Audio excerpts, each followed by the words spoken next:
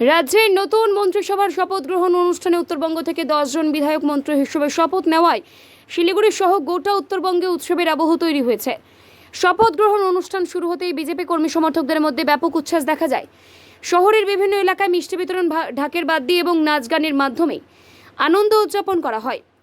বিশেষ করে শিলিগুড়ি বিধায়ক শঙ্কর ঘোষ এবং মাটিগাড়া নকশালবাড়ির বিধায়ক আনন্দময় বর্মন মন্ত্রী হিসেবে শপথ নেওয়ায় দলীয় কর্মীদের উচ্ছ্বাস ছিল চোখে পড়ার মতো।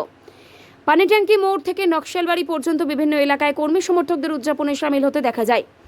বিজেপির দাবি, নতুন মন্ত্রিসভায় উত্তরবঙ্গকে বিশেষ গুরুত্ব দেওয়া হয়েছে।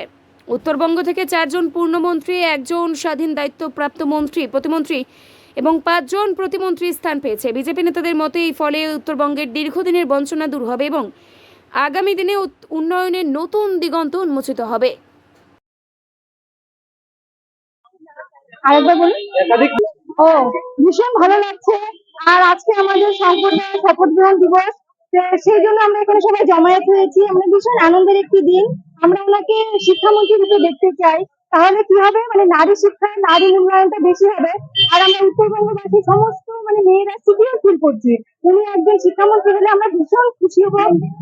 কি বলবো, আমরা ভাষায় প্রকাশ করতে পারছি না।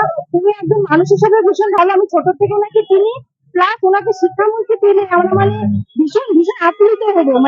উত্তরবঙ্গ থেকে এতজন মন্ত্রী, এবার উত্তরবঙ্গের উন্নয়ন হবে ভেবে? হ্যাঁ, 100% হবে। ওটা আমরা অন্তর থেকে জানাচ্ছি যে উত্তরবঙ্গে উন্নয়ন হবেই হবে। এটা আমরা 100% শিওর। হ্যাঁ, অবহেলিত হয়েছি আমরা অনেক জায়গায় অনেক ভাবে, কিন্তু এবার আমাদের মন থেকে আসছে যে আমরা এবার অনেক রকমের স্বাধীনতা পেয়ে গেছি। মেয়েরা অনেকভাবে সুরক্ষিত মনে হচ্ছে। আপনার নাম? গীতা সাহা। বঞ্চনা মিটলো, এই প্রথম উত্তরবঙ্গের বঞ্চনা মিটলো। এর আগে যত সরকার হয়েছে, দিল্লিতে আলাদা সরকার, পশ্চিমবঙ্গে আলাদা সরকার, এবার পশ্চিমবঙ্গে ডবল ইঞ্জিন সরকার হয়েছে। এবং মোদীজি নির্বাচনের আগে উত্তরবঙ্গে বলেছিলেন, আপনারা আমাদের ভোট দিন, আমরা উত্তরবঙ্গকে এবং বাংলাকে সোনার বাংলা তৈরি করব। উত্তরবঙ্গের মানুষ দুহাত তুলে বাজপা বিজেপি সরকারকে ভোট দিয়েছে, 45টা সিট দিয়েছে।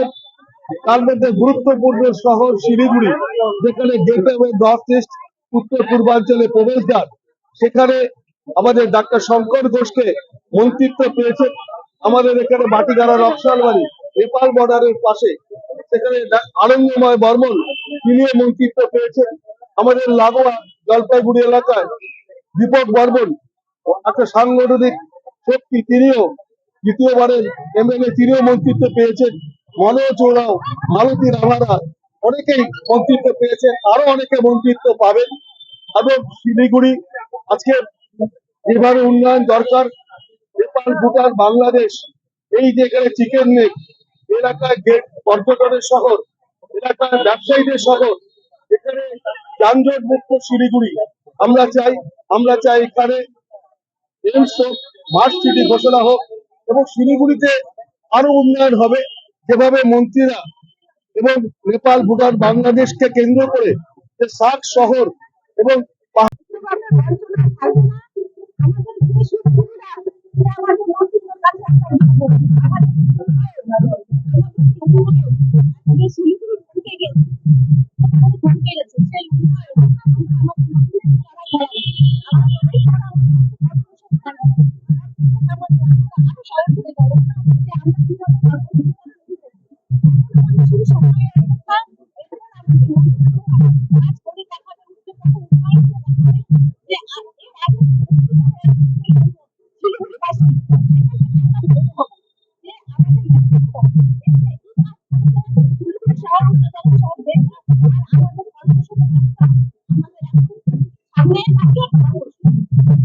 চা বাগান, সবাই এই শিলিগুড়ি বা নর্থ বেঙ্গলে আছে।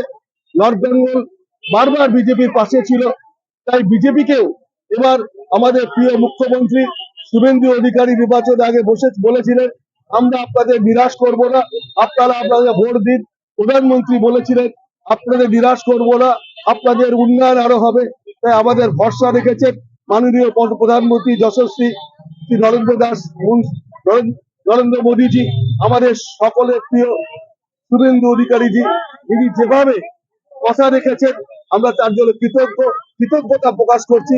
সারা শিলিগুড়ি প্রতিটি মোড়ে মোড়ে আজকে আমরা টিভিতে যখন দেখছি সঙ্গে সঙ্গে উচ্ছ্বাস, মানুষ আজকে রাস্তায় দাঁড়িয়ে আনন্দ অনুভব করছে। এর জন্য আমরা আবার আমাদের রাজ্য সভাপতি শ্রমিক ভট্টাচার্যকে অনেক অনেক অভিনন্দন জানাচ্ছি। তিনি যেভাবে মন্ত্রিসভা গঠন করেছেন তার জন্য আমরা তাদের কাছে কৃতজ্ঞ।